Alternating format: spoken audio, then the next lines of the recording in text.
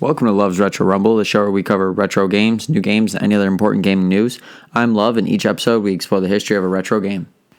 Today we'll be talking about the history of Pocket Monsters Red and Green, or better known as Pokemon Red and Green, the first of many games released in a legendary series.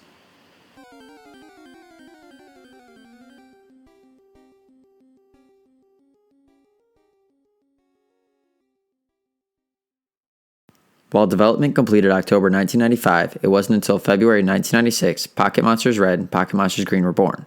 First released in Japan for the Game Boy, marking the beginning of one of the most successful franchises in gaming history.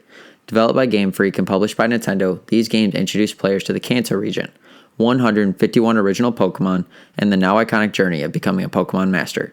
The mastermind behind Pokemon, Satoshi Tajiri, was inspired by his childhood love of collecting insects. He envisioned a game where players could capture, train, and trade creatures.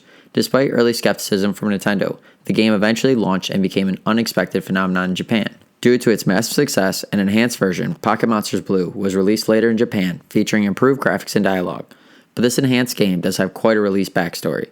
The game was released in December 1996 to celebrate 1 million sales of Pocket Monsters Red and Green, only available by mail to those who had requested using an application form, included with the specific issue it was announced in Korokoro.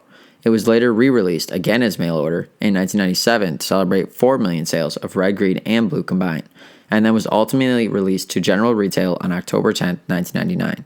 When the games were localized for North America, they were rebranded as Pokemon Red and Pokemon Blue, based on the updated enhanced Blue version.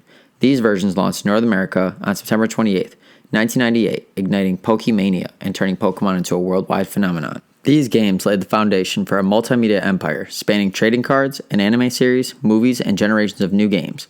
Without Pocket Monsters Red and Green, the franchise as we know it today wouldn't exist.